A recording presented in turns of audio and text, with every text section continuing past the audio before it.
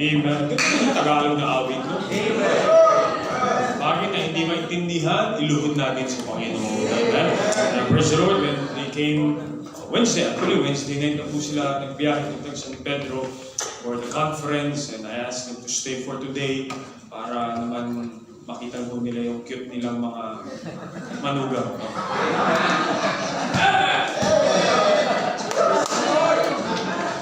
Malaki walang gift nun kasi umimin yung biyanan ko eh. So, I believe it'll be a blessing. So, Renit na Gloria, please. Thank you. Salamat sa opportunity. Na-miss ko rin ito. Happy birthday sa iyo. Alam kong parating ka na sa... Alam parating na yung golden days mo. 50.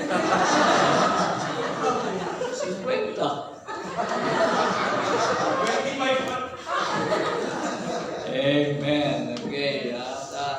Alam nyo, totoo yung awitin na yun. They that sow in tears shall reap in joy. It is impossible na magkaroon tayo ng bunga without really ay luluhod at iiyak. Umiyak ka. Kasi ang isang gawain na gagawin natin, parang nag-comply lang tayo, tumutulog lang tayo. At luluha talaga tayo kapag kabiguan talaga yun eh. Kaya maganda pong ating topic ngayong gabi. I hope makatulong po ito sa inyo, sa ating lahat. Hindi na po tayo magtagal, tayo na tayo. Ano? Mamaya, nagpilagyan yung offering ninyo ha, umawit yung misis ko. Pinilang ko yung umawi. Okay, Proverbs chapter 3. Amen. Okay, Proverbs chapter 3. Mas malagong pala ito, kaysa doon. Maganda po ito. Chapter 3, verse 5 and 6. Okay, halaga ito. By the way, meron nga pala akong kasama dito. Ginagaya nila yung mga damit namin kasi pag nagsuot kami ng damit, pares-pares. Kaya mo sila ngayon, pares din ang suot namin. Amen? Si Brother Eric Lasatin, at saka si Ruby. Sila ay mag-asawa. Ilang taon na kayo? 3 years? Oo. Pray natin magkaanak sila po ng 12. Ay, mahirap mag-solvin. Kailangan pag na-solvin mo na, encourage mo na 12. Para 12 agad ang bunga. Okay, taga-Pampanga po yan. Okay, basahin po natin Proverbs chapter 3, verses 5 and 6. Ready? Read. Trust in the Lord with all thine heart, and lean not unto thine own understanding. In all thy ways acknowledge Him, and He shall direct thy paths. Amen. Tugon natin ang ating ulo, pigit natin ang ating mga mata. Graciously, Father in heaven, please Lord, help us. Open the eyes of our understanding. Kami po ay namulat ang aming mga mata sa mundo nito na hindi namin alam, hindi naman pala kaya na unawain kayo. Kaya tulungan mo po kami because it is really a blessing na ang aming mga mata ay mamulat sa inyong divine written revelation. We pray, O God, that you open the hearts of bawat isa sa amin. Let thy words, ito po ang siya ma-fulfill sa aming mga puso, maunawaan namin ito at maisa pamuhay namin. Forgive us, O God, from all our sins. Cleanse us from all our iniquities. All these things we pray in Jesus' most precious name. Amen. Please be seated. Okay. Tayo po ay pasyo po. At alam niyo ba yung words na trust? Okay. Anong ibig sabihin pag nagtiwala ka? Ay ko na tapos yung couples natin, di ba? Ito ay nais na ko na bahagi sa inyo. Isa sa mga binuksan ng Panginoon sa aking mga mata about trust. Okay? Alam nating lahat, napakahalaga nito, that word trust in the Lord. The question is, do you know Him intimately enough? Do we know Him intimately enough? Lubos ba natin siyang kilala sa ating buhay? When you trust somebody, it's because you spend time with Him. Tama? Katulad nung hindi yung pasahirong magdurukot, di ba? Hindi nga niya alam na magdurukot, snatcher? Ano kaibahan ba ng magdurukot sa snatcher? Dinataplot, Okay, so mahirap yun kasi yung mga yan, desperado ng mga buhay nun eh. At yun ay talagang kailangan talaga ng Diyos yun. Dito sa atin sa lupa, sa mundong ito ay talagang people are really dying without Christ. Yung kanilang kalalagayan, pwedeng masabit, bili mong ginawa ngayon ng mundo, sa ating government, pinababaw nila ang kasalanan eh. Di po ba? Ang isang prisoner, ano nang tawag nila ngayon?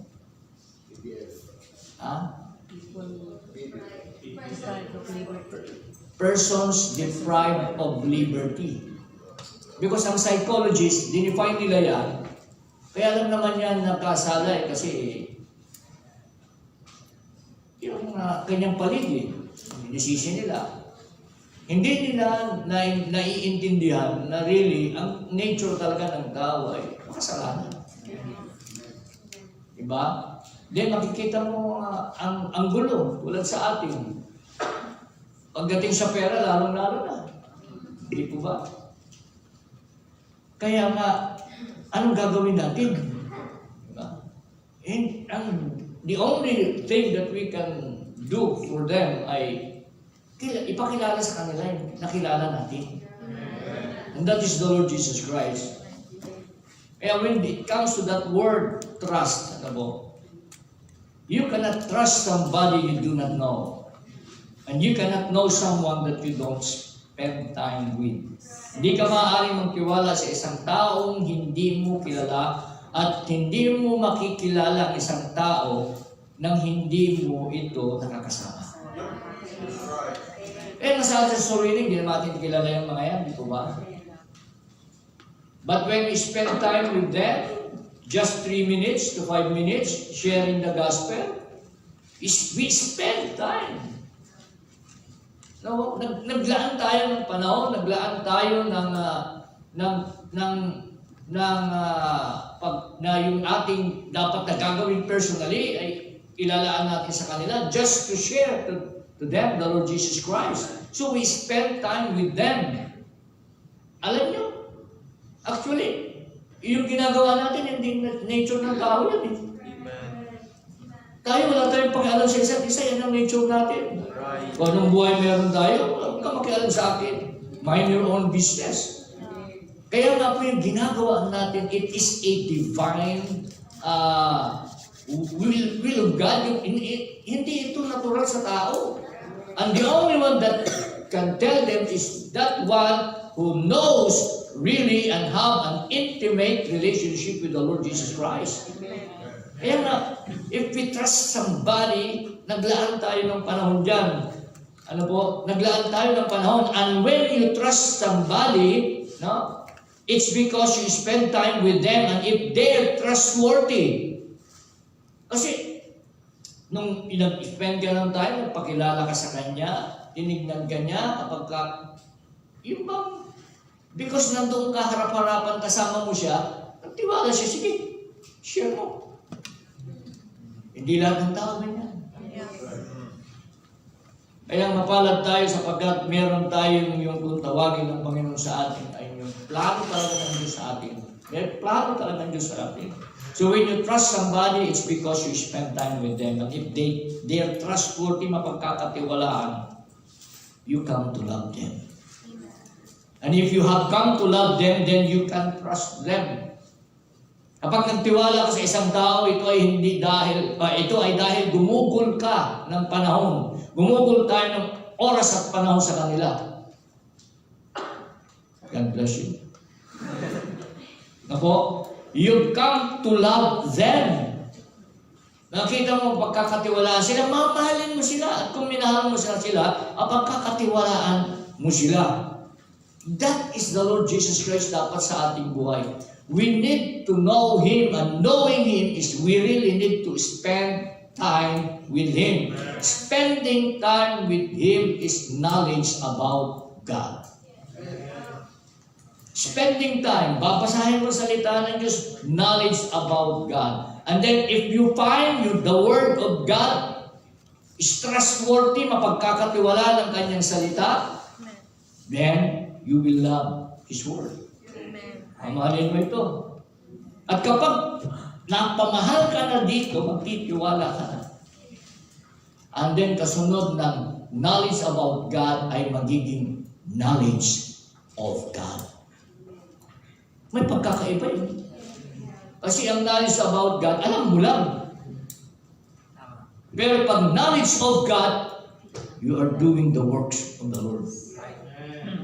Alam niyo ba dun sa John chapter 14 verse 12? The Bible says, verily, verily, I say unto you, he that believeth on me, he that trusts me. Ito yung expectation ng Diyos sa atin. Totoong nagtiwala tayo sa Kanya, ang sabi po niya, the works that I do, ye shall do also. Yun yung kung tawagin natin ay knowledge of God. Hindi mo lang alam to. Kung hindi yung nabasa mo na yan, na ginawa ng Panginoong Jesucristo, yung kanyang kalooban sa tao, sa ating lahat, ginagawa mo. Kaya mag-test tayo ng Panginoon.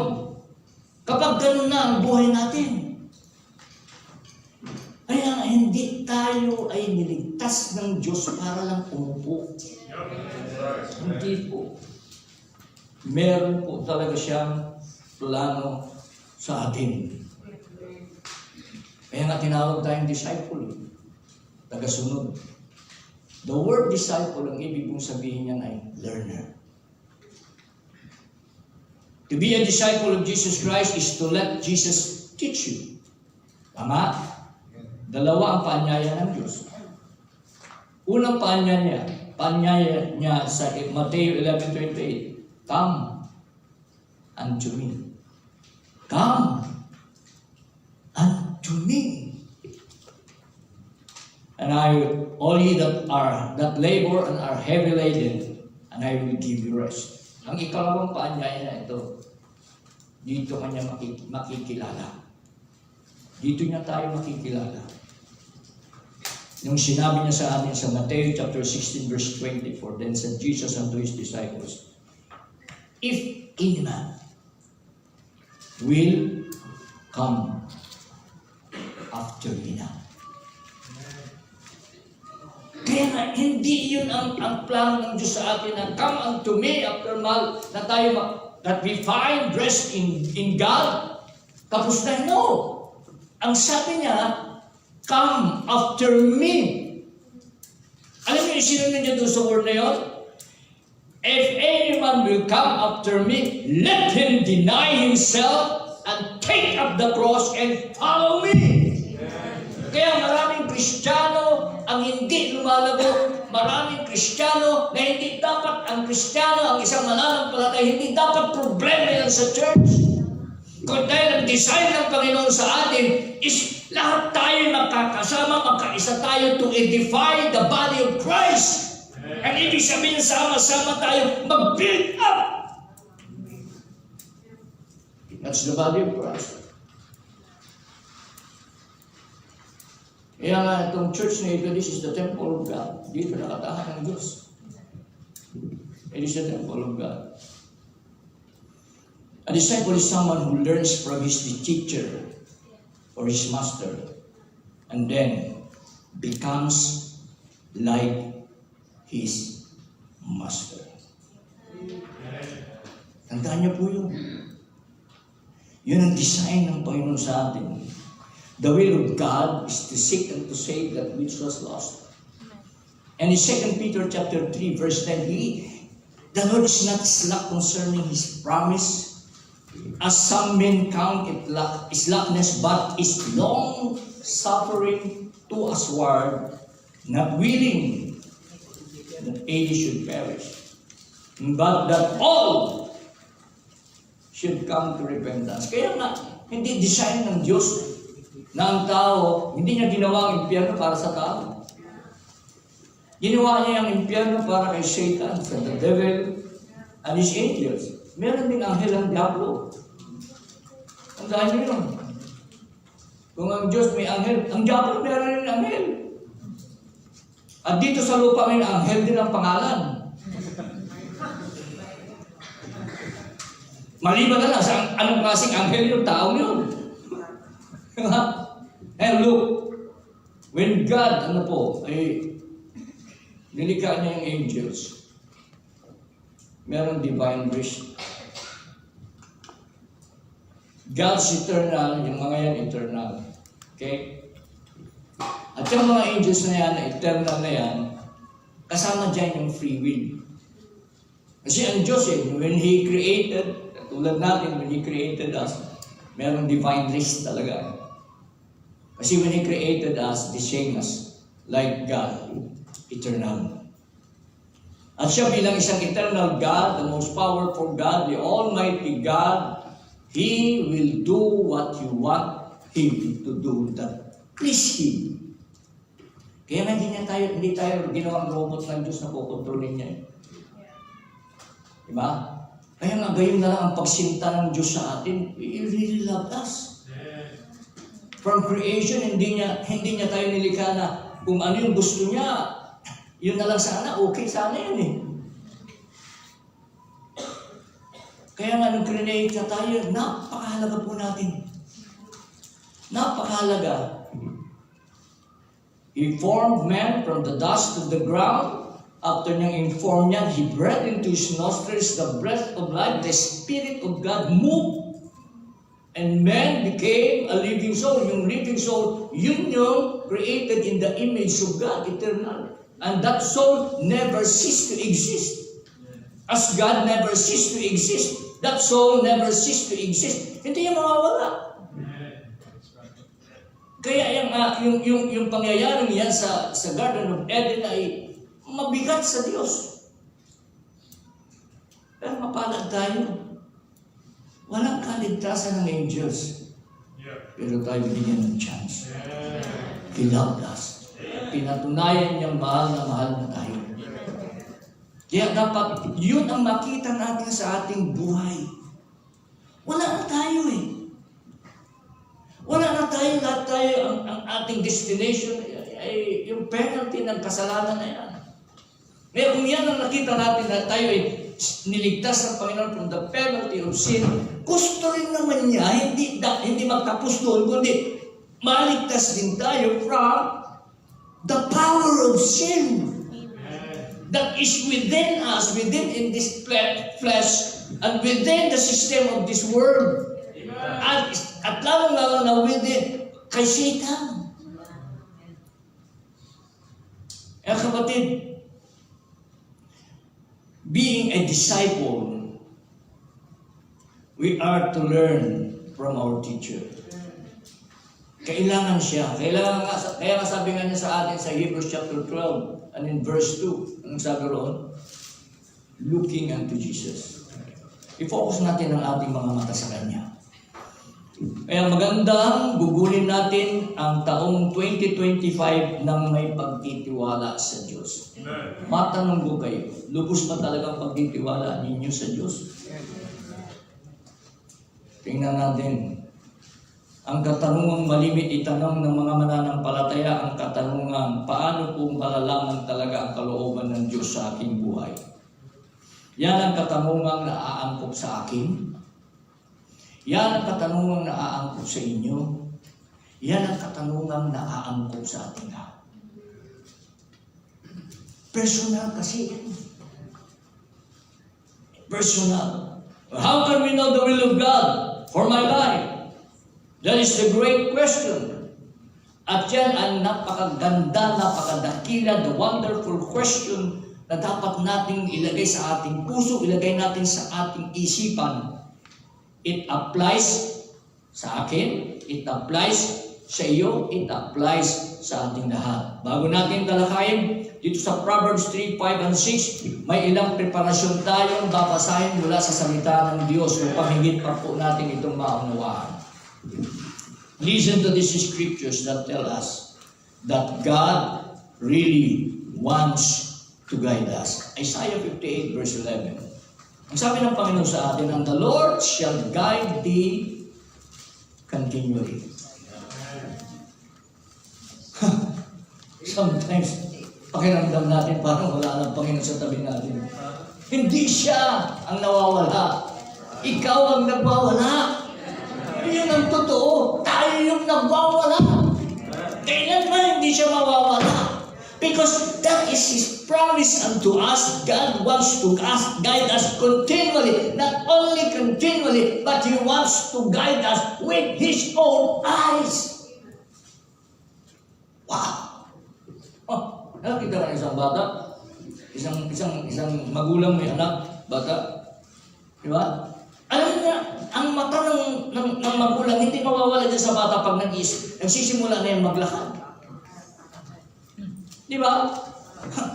Sabi ko sa inyo, lahat ng gumagalaw sa iyong katawan, magagamit mo. Sumasagot din yung pangit sa mata. Di ba? Hindi lang ang kamay.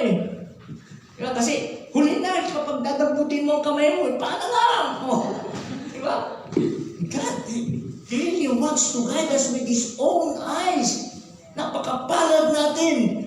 We are so blessed. There is a Father above us controlling all things. There is a Savior before us so we can walk in His footsteps, and there's the Holy Spirit within us, impressing our hearts that we can find a way in time, dark days in our life. Alam niyo, kaya lang naman malimit tayo nadidiscourage, nadidiscourage tayo.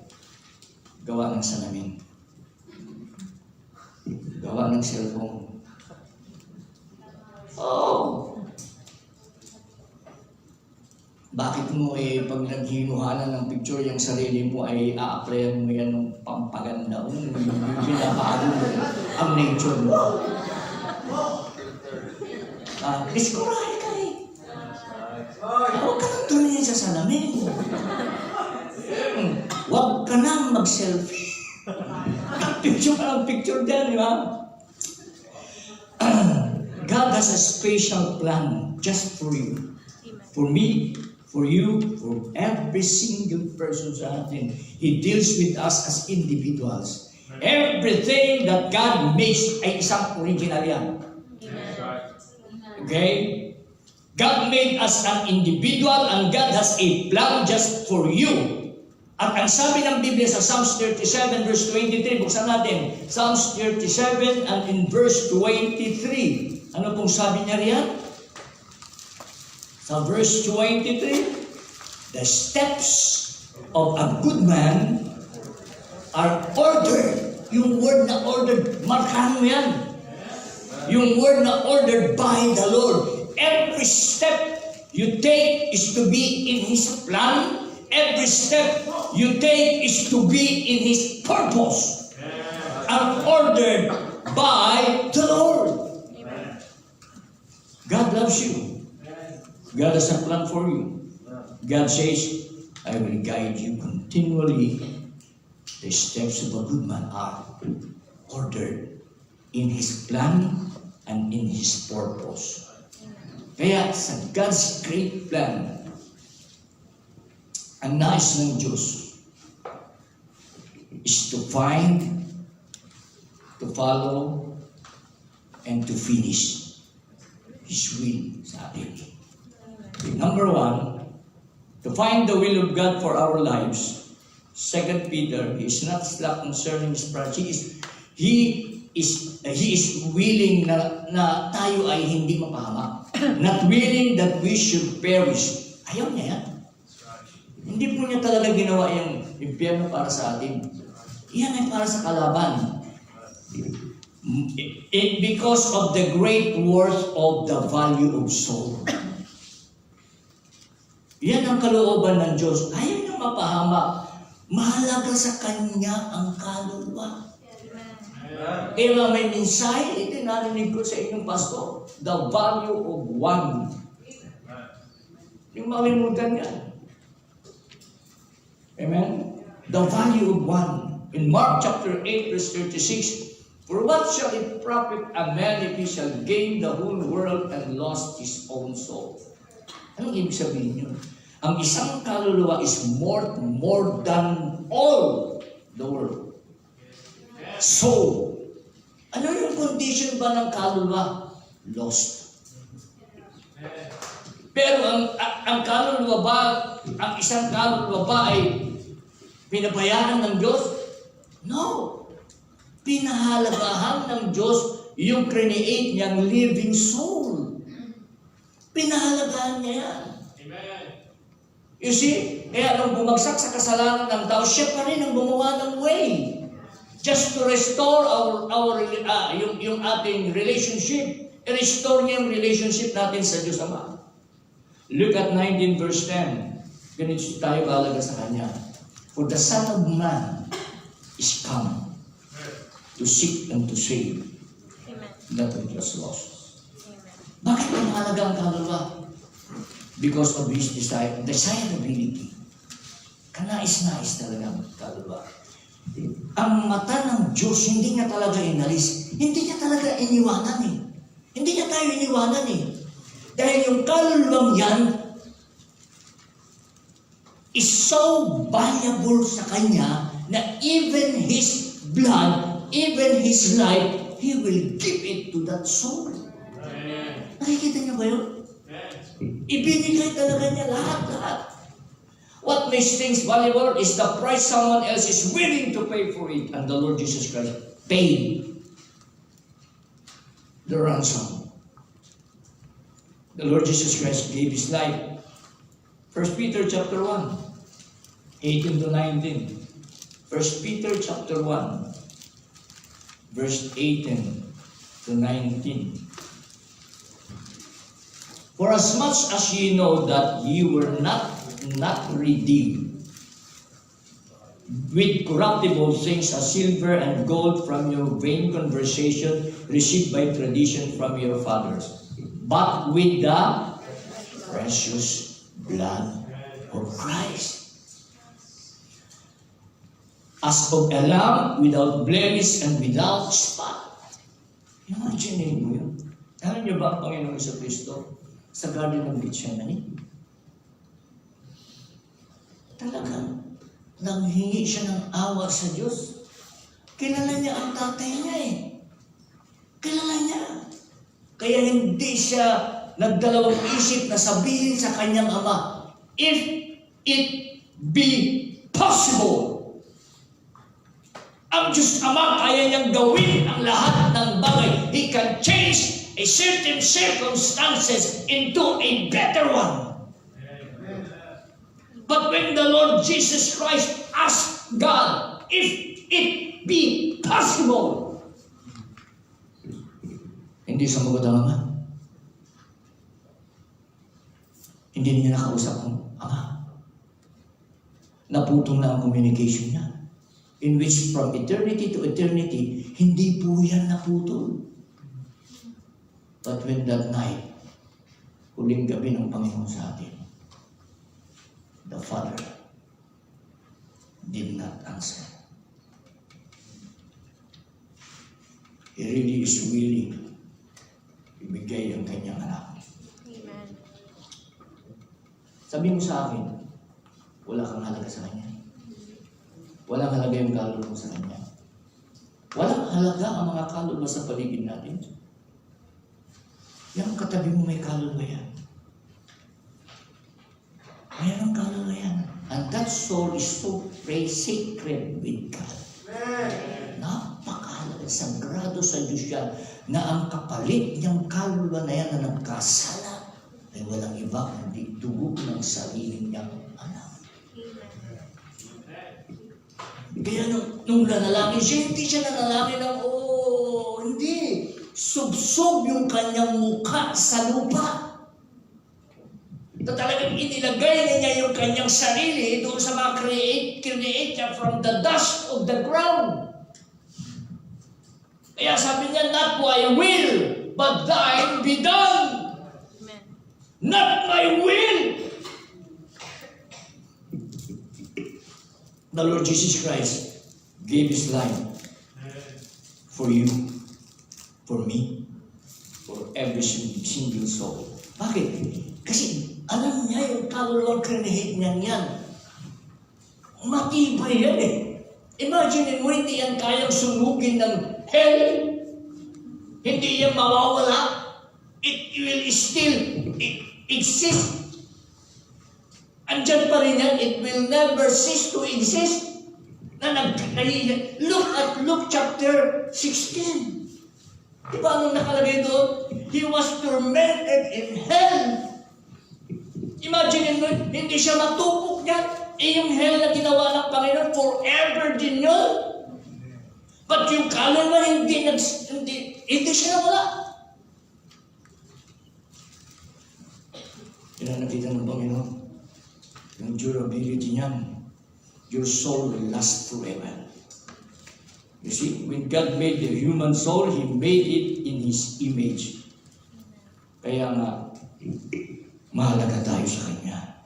That soul will exist forever, either in heaven or in hell. At higit sa lahat, yung possibility ng kaluluwang yan, yung possibility mo na maging katulad ka ng Kanya. Imagine mo yun. Ano pa bang hihilingin natin para tayo magbulag-bulagan sa kahalagahan ng kaluluwa sa paligid natin? Ano pa bang kailangan nating na maunawaan? Sabihin ng Diyos sa atin para pahalagahan din natin, lalo-lalo mahal natin sa buhay. Wow. The person you are now could be transformed into the likeness of Jesus Christ. Kaya nga sabi ng Panginoon sa atin, we are predestined to be conformed to the image of His Son.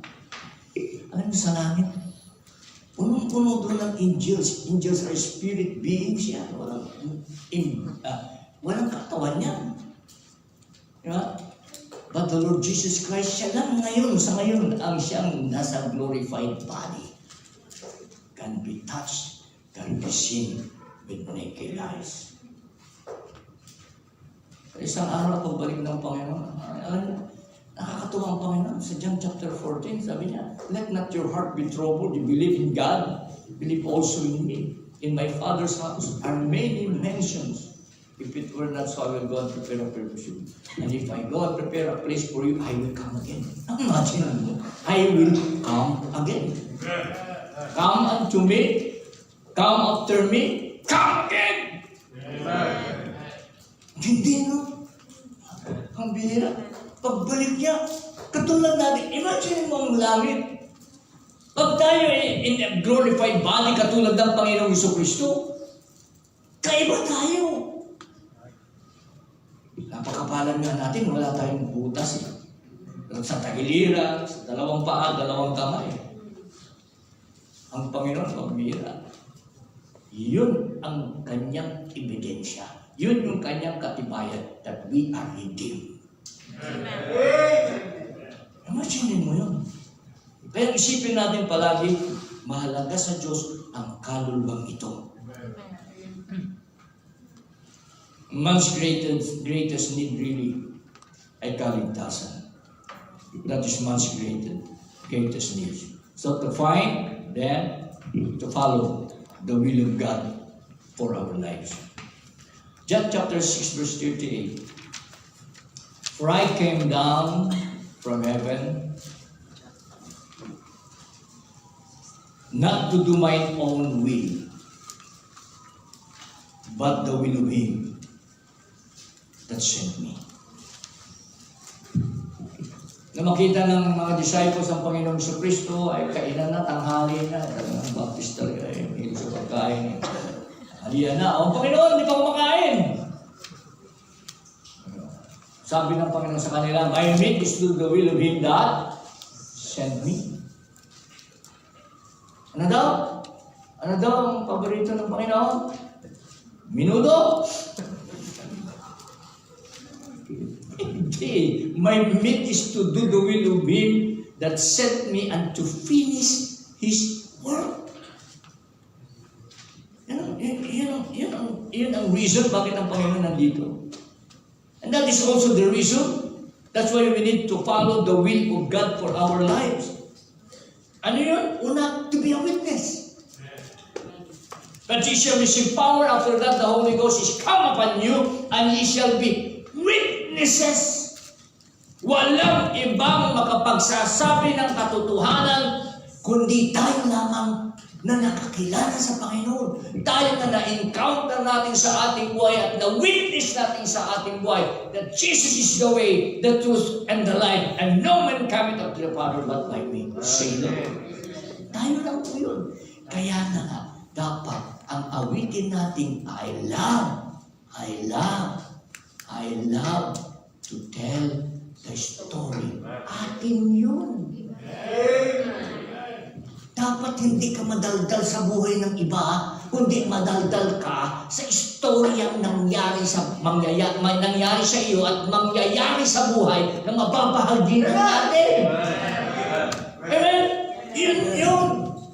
Di ba? Ano yung isang nakakalungkot ngayon? Kaya darating ang time talaga, ang lahat ng tao, tatanggapin nila magpatatak ng 666 eh. Because of cellphone. Ilang oras ginugugol natin dyan sa cellphone? Are you sure? Maayos ka pag hawak mo yung cellphone? Pakikipag-usap mo pa lang, wala ka ng respect. Pag tumunog ang cellphone. May kausap ka, nag-ring yan, anong sasabihin mo sa kausap mo? Excuse me po. Sana si Mrs. yung tumawag. Ano kung hindi? Yung respeto talaga. Kausap mo yung tao.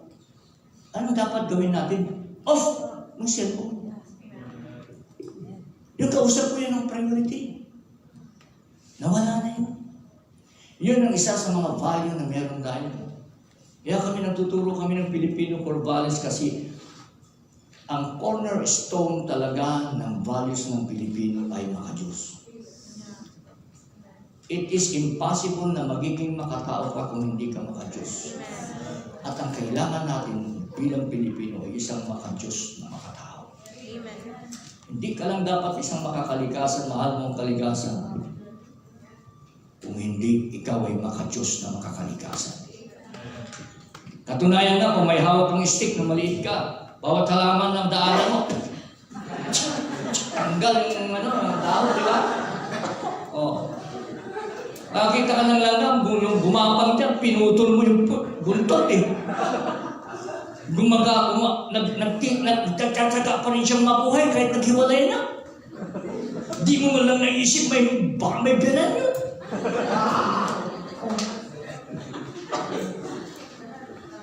O kaya may manugang yun.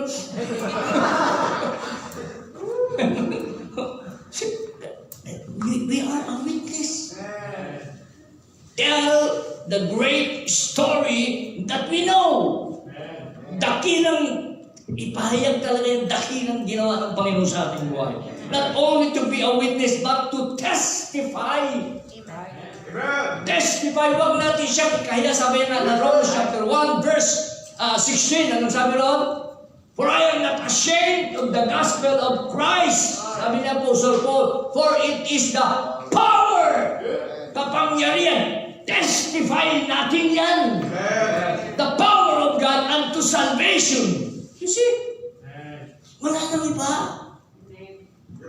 Alam mo, kapatid ko kayo. Kahit magpakatinong tayo, hindi maliligtas yung mga yan. Kahit maayos ang buhay natin, testimony natin, hindi maliligtas yung mga yan. Salita lang ng Diyos sa mga kapatid. At totoong maayos ang buhay natin, matinong tayo. Kapag hindi tayo nagsumikap, that we endeavor to share the gospel, we are not right with God. We really are not right with God. Meron lang tayong knowledge about God, pero wala tayong knowledge of God. Tinan nyo, balikan natin yung John chapter 14 verse 12. Tinan nyo po yan. John chapter 14 and in verse 12. Verily, verily, I say unto you. Anong sinabi niya roon? He that believeth on me. Ang problema talaga ay unbelief. If we really trust God, susunod tayo sa Kanya. We do not trust Him really enough. Bakit? Ang liit na ng sinasabi niya na ibalik natin, hindi natin maibalik. Ang proof na we really trust Him, yung natatanggap mo, balik natin yung 10%. Yan ang katibayan, wala nang iba. Wala na awanan. Awanan. Ibang ano? Awanan. If you really trust Him, balik mo. Balik natin. Pag ibinalik natin yan, tinan nyo, anong sabi niya, hamon na sa atin, prove me now. Prove me now. Kung talaga nagtitiwala tayo sa Kanya, hahawakan mo yun. Subukan mo ako. Kalimitan natin, di ba, pag sinasabi niya, subukan mo ako. Sige, subukan mo ako, sabi ng Panginoon sa'yo, subukan mo ako. Alam niyo ba yung unbelief? Yung hindi tayo naniniwala doon sa sinabi ng Panginoon, wala tayong katiwa-tiwala. Yan ay sinasabi natin sa harapan mismo sa mukha ng Panginoon. Because we do not believe. 10% nga lang yan, hindi mo pa may balik.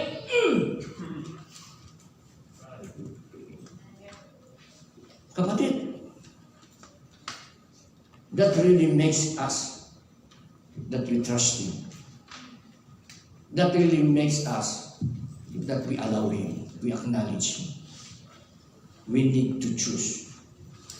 We really need to choose. Karapatan ng Panginoon yan. Because He wants na tayo ipagpalain niya. Amen? Kunti pa ba? Kunti pa? Mamaya, tama na. Pagdating dun sa offering, ayan, sabi mo, kamon na. Pagka mahamon, kamon. Hindi lang tayo sa offering pa eh. Hello? Offering pa, kanya binigay niya talaga. Wala siya, bumaba siya sa lupa, wala siya talaga kahit kakaperanggot na gold. Meron ba? Wala eh. Wala siyang dinala galing sa langit. Kundi ang gusto niya, pagdating natin sa langit, buo pa rin ang langit, walang tagpas. Ito kasi ang problema natin, hindi tayo marunong mag-budget. If we really trust God, ay magpaayos tayo ng tamang pagbabudget. Ito yan. Budget ka na ng budget, kung anong natira, yun na lang offering. Tama? Ang tamang pagbabudget, makinig ka kapatid, tutulungan kita. Una mong budgetin, yung load mo sa cellphone. Yan ang number 1 sa inyo. Load ko pang 1 buwan. Bawasan mo. Bawasan mo. O di ba? Then sumunod. Kuryente. Tama? Pag kulang na yung pera, isiram ka sa iba. Uutang ka. Nagkabaon-baon ka na. Hindi mo kasi binadget yung kuryente. Yung cellphone, yung charger ng cellphone mo nakasaksak pa rin kahit walang charge. Alam mo bang isang transformer? Merong coils yan. Kapag yan isinaksak mo, umaandar yan. Tanggalin mo para hindi masunog tuloy yung bahay mo. Electric fan, pababayaan mo nakasaksak yan. May coil yan eh. Umiikot pa rin yan, gumagana. Subukan mo lang. Subukan mo lang. Tinitiyak ko sa iyo, mababadyo mo yan. Ilan bang beses na binuksan mo ang electric fan, umalis ka, pinabayaan mo, wala naman yung kalura dun. Walang tao. Umiikot siya ng gano'n, no? Sabi ng electric fan, loko-loko to. Pinahihirapan ako lang naman siya.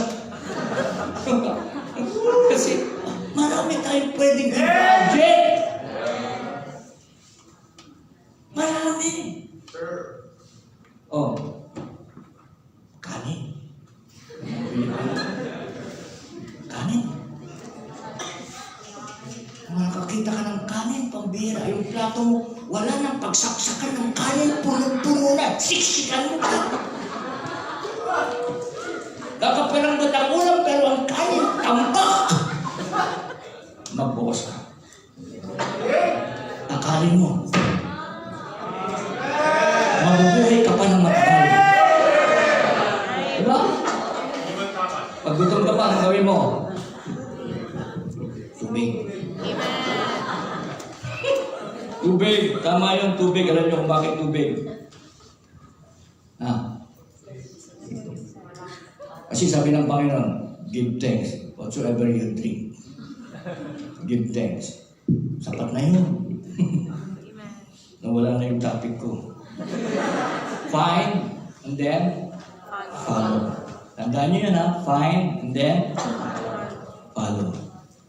Ano katapos ng follow? Finish. Okay? Finish. Now, how do we finish it? Ang Panginoong Jesucristo, my meat is to do the will of Him that sent me and to finish this world. Kapatid, nung tayo po ay naligtas by His grace, tama po? By His grace din, we serve. Kaya kailangan mag-abound yung biyayang yan sa atin. It will never na mag-abound po ang biyayang yan sa buhay natin pag hindi tayo nag-step. One step. It will never. Ang tanging way para magkaroon tayo really ng 100% ng confidence with God, confidence sa Diyos, is doing the work that He do. Yung ginawa niya. He that believeth on me, sabi ng Panginoon, is not condemned. But he that believeth not is condemned already. Believing. Verily, verily, I say unto thee, that believe in me, sabi niya, verily, I say unto thee, you believe in me, the works that I do, ye shall do. Anong kasunod? And greater works. Greater works. Nakakatuwa yung ginagawa ninyo. Hindi gawain ng isang normal na tao. Kaya abnormal ka. You are a gifted child. Totoo! Kasama lang sa pagdinig talaga ng tao yan. Ay, gifted ka. Diba? Hindi talaga normal yun, hindi yung gawain. Ang tao, ang nature ng tao, because siya yung sabi ng Romans chapter 3 verse 11, there is none that understandeth, there is none that seeketh after God. Yun yung ginagawa natin. Tayo lang yung nakakaunawa because of God's written revelation. Then the last one is to finish the will of God for our lives. Kapatid, we have a race to run. 1 Corinthians 9:24, know ye not that they which run in a race run all? Lahat sila tumatakbo na. Nakita ka ba na, on your march, get check! May naiwan at nagtitext pa rin. Lahat yan tatakbo. They will run. Lahat sila tatakbo. Okay? So run. But one receive it. I praise. Isa lang tatanggap ng praise. Tama? So run that ye may obtain. Run! Ang tumakbo sa tithes and offering. Nakatawa talaga si Pastor. Ang tanging makapagpapatahimik lang talaga sa church, giving. Giving, tahimik talaga. I observe that. And then, we have a race to run. We have a course to finish. Meron tayong tatapusin. Acts 20:24, but none of the things, sabi ni Apostle Paul, move me. Neither count I my life dear unto myself, so that I might finish my course with joy. And the ministry which I have received of the Lord Jesus, to testify the gospel of the grace of God. Not only we have a race to run, we have a course to finish, we have a battle to win. We have a battle to win. Ang gusto ng Panginoon na pag tayo nagtungo sa langit, may dala tayo, may hila-hila tayo mga naligtas din. Just one soul, isang kaluluwa lang na maligtas, napapasaya natin ang langit. Lalo na ang Panginoong Hesus, hindi nasayang yung pagbuhos ng dugo niya sa cross ng Kalbaryo, yung sufferings and agony na kanyang naranasan, hindi nawalan ng halaga. We have a battle to win. 1 Timothy 6:12. Paul said, fight the good fight of faith. Lay hold on eternal life, whereunto thou art also called, and hast professed a good profession before many witnesses. Run the race, race to run, course to finish, battle to win, keep the faith. We have to keep the faith. We need to stand. Wala na kapatid, wala na iba. Alam nyo ngayon, bukas na ang Ebanghelyo. Meron tayong batas, Bible Month. January yan. Ang gandang buksan. Pinin mo ang Panginoon na humipo sa puso ng mga presidente. Dati yan ay September, kay President Ferdinand Marcos Sr. Inilipat nila yan ng January. Kapag nakita ng magandang buksan, ang taon sa salita ng Diyos. Walang makakatanggi dyan. Wala. Batas yan. Meron Bible Week. Isang linggo yan. Alagaan mo ng salita ng Diyos. May Bible Day. You see, open na. Batas yan. Ang tanging layunin ng Bible Month na yan ay hikayatin ang lahat ng Pilipino because they believe ng Christians at saka Christians ang salita ng Diyos ang makapag-develop ng values sa bawat Pilipino. Ang purpose niyan ay simulan na magbukas ng Biblia. Alam niyo po ba sa amin? Lahat yan, buong lang yun. May Bible na pinag-uusapan every January. Bible yan. Kung tatawagan ka pa niyan, kami naman dito, kami naman doon. Kami naman dyan. Kasi kaya ang buong araw mo talagang mauubos siya na salita ng Diyos. Eh. At ang kagandahan pa niya, pwede kang bumalik. Kapag bumalik ka, wow! Alam mo ba yung pakiramdam na ikaw na naniniwala sa salita ng Diyos, makita mo ang mga tao naniniwala na rin sa salita ng Diyos. Alam mo kasi ang ginagawa natin doon sa Bible drill, meron kaming Bible drill. Talagang pinabubuksan namin King James. Alam niyo ang kagandahan doon? Ang nag-produce talaga ng Bible doon sa province of La Union ay ang gobernador. Bumili siya ng Bible. Dahil nagkaroon ng ordinansa roon. Bible way. Diba? Mga ngayon. Kaya, ito yung privilege. Huwag mong isipin pagod ka. Huwag mong isipin na masakit na ang ulo mo. Hindi. Ang napakasarap ng ikaw, sino ka ba para gamitin ng Panginoon na dalayan ng kanyang biyaya? Doon makikita mo talaga yung Holy Spirit is really working. Talagang kitang-kita natin eh. Kaya nga nung nagsalita ang Panginoon, ang ating pastor, nagsalita siya doon, umiyak because of souls. Alam natin lahat yun. Yun yung passion ng Panginoong Jesucristo. Alam niyo kung paano na-move with compassion ng Panginoong Jesucristo? Because He saw the multitudes. Kung gusto natin ma-move tayo with compassion sa tao, lumabas tayo. At doon mo makikita talaga yung pangangailangan ng salita ng Diyos ng mga tao. Keep the faith. I have fought a good fight, 2 Timothy 4:7. I have finished my course. I have kept the faith.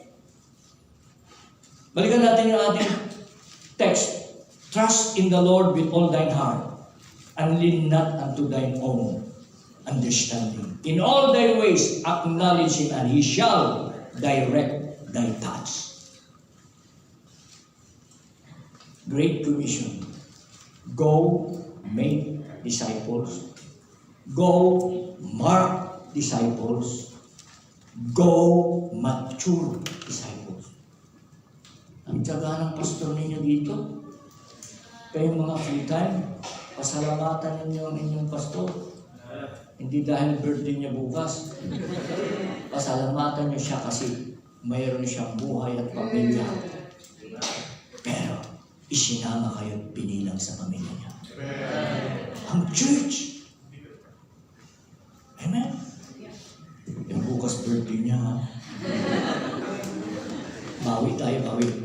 So, we must let God choose the way. Let Him choose the way. Sa pagpili, yung bang pahintulutan natin na siya ang mamuna sa ating buhay, there must be a full confidence in God. Lubos na pagtitiwala sa Kanya. Lubusang pagtitiwala. Hindi lang lubusang pagtitiwala. There must be a faithful compliance. Katapatan sa pagsunod. Okay? Mahalaga ang pagtitipon. Salamat nandito kayo. Salamat na nandito na yung talagang tumanda na rito. Pumuti na ang buhay. Amen? Salamat sa inyong katapatan. Huwag natin kalilimutan ang Panginoon. He shall direct our path. Just acknowledge Him and He shall direct our paths. Let's all stand up, please.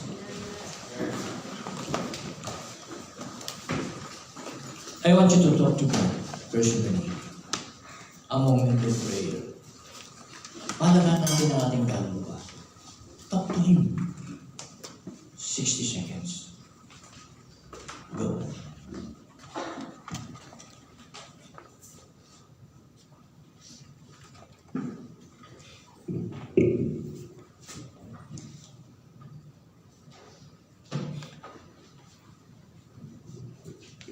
Amen. Great message this evening habang kinakausap ka ng Panginoon. When you come to the altar, talk to God. Kausapin natin ang Panginoon. While the invitation song is being played, let's talk to God. Patuloy natin pagtibayin ang relasyon natin sa Diyos. Sa matibay na relasyon, mag-i-enjoy tayo magtiwala sa Panginoon. What a message tonight. Amen.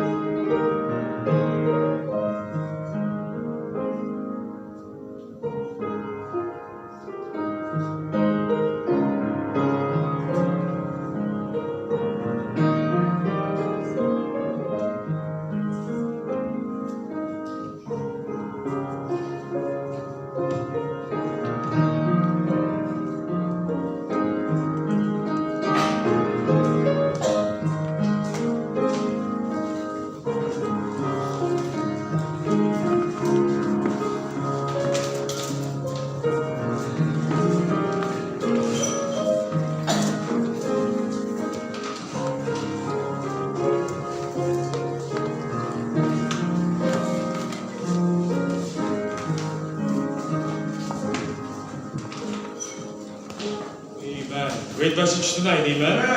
Salamat sa Panginoon. I hope, members, you see the privilege na once in a while we get visiting preachers. Last week we have Pastor Sulian, amen? Puro foreigner po yan. Pastor Tamoria, Pastor Sulian. Lord willing, next week we'll have Pastor Shearer, amen? So grab these opportunities. Kaya lang kahit sino lingkod ng Diyos tumayo po dito, pag tayo hindi magpapasakop sa salita ng Diyos, kahit English pa yan, kahit Greek pa yan, magmatigas ang puso natin, wala rin pong kwenta yan, amen? So make sure let's have a humble heart in following the Word of God, amen? Alright, tawagin po ating mga ushers tonight for our prayer meeting.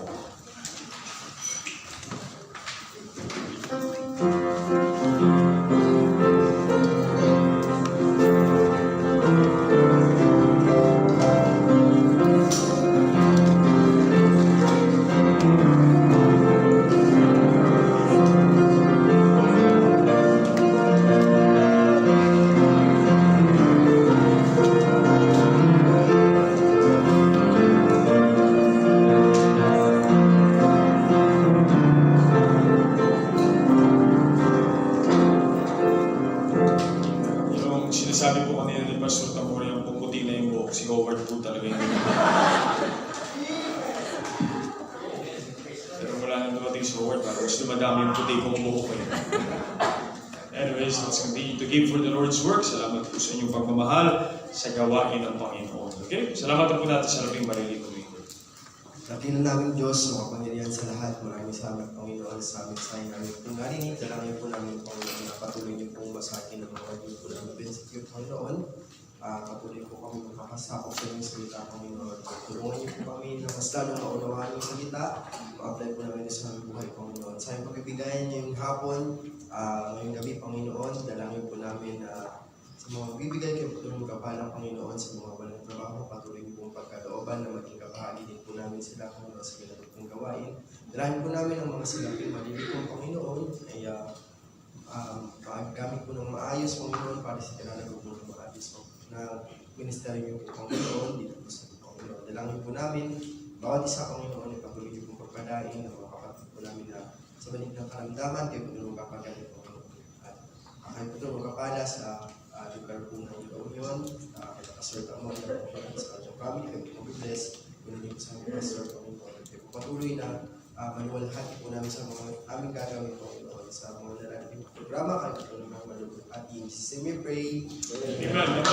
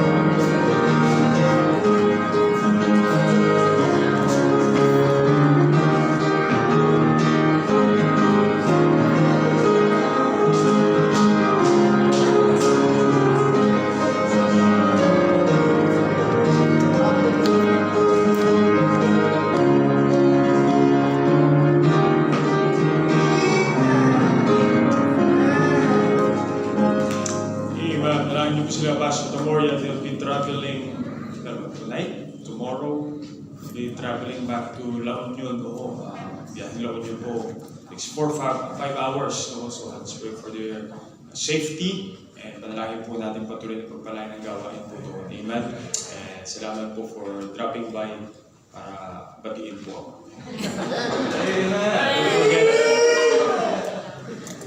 Kala ko sinusundo nyo yung mga apo eh. But don't forget tomorrow, alright? Hindi mo kalimutan bukas yung birthday ko tuloy. It's all winning. Yung regalo nyo, okay? Hindi mo kalimutan yung mga bagay niya. And let's have a great service coming Sunday. Ito yung may regalo ka, Jason. Meron? Kinakabahan ako sa regalo nito. Amen. Let's pray for a great service this coming Sunday. Let's invite visitors and let's see people saved for the glory of God. Amen. Panalangin din po natin ang mga program natin this coming March. And of course, let's see the result of this conference sa pagpapagal po natin sa pag-aakay ng kaluluwa. Last year, I was invited sa isang simbahan na hindi po natin ka-fellowship. You know, ginagawa ko po, yung mga nag-invite po sa akin na hindi po natin medyo ka-fellowship ay in-encourage ko po silang i-invite sila sa conference. So, and there's a pastor who came last year and then bumalik po sila this year. And kahapon kausap ko, sabi niya next year po mas marami po kami pupunta. So those little influences is already a blessing. Amen. So, naka-influensya po ang influensya na natanggap natin. So siguraduhin natin na tayo bilang individual na miyembro ay nai-influensyahan din po at ginagawa po itong larangan ng pag-aakay ng kaluluwa. Nakatuwa yung mga ladies po natin, they're having their goals of pass out tracks, winning souls, and let's be challenged with that. Amen?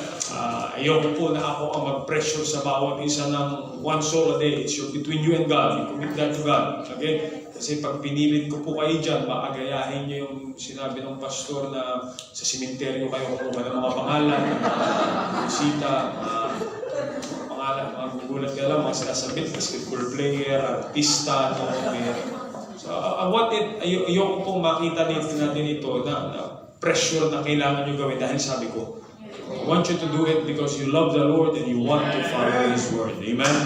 And with that, ma-enjoy mo Ma-enjoy mo na magdala ng bisita, makatabi sa simbahan, at makitang baguhin ng Diyos ang kanyang buhay. Amen? So let's be soul winners for the Lord. Amen? Alright, the soul stand up please. At tayo po ay magbukas panalangin. Very good. Brother Francis, please come. Okay, no?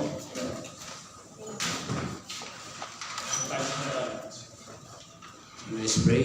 Thank you, Lord, for the day that you have given us, Panginoon. Thank you po sa aming napakinggan ng insight, Panginoon. And also, Lord, sa aming special love na napakinggan, Panginoon. Lord, talit niyo po ang panalangin ng inyong pong mga anak, Panginoon. Thank you, Lord, sa mga answered prayers na inyo po binigyan, Panginoon. Provide, Panginoon, sa inyong pong mga anak. At Lord, ingatan niyo po ako sa aming pasamatala, pagwahiwalay, Panginoon. Give us the strength, Lord.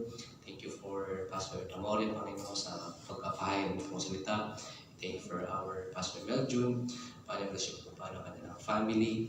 And continue po, Panginoon, na ang bawat isang Panginoon ay patuloy na magkaroon ng pag-ibig sa inyo, Panginoon, at sa mga kaluluwa, Panginoon. And forgive us in our sins to pinidalahan namin sa Panginoon Jesus. Amen. Amen. God bless you po. Kamayan niyo po yung ating mga bisita. Amen.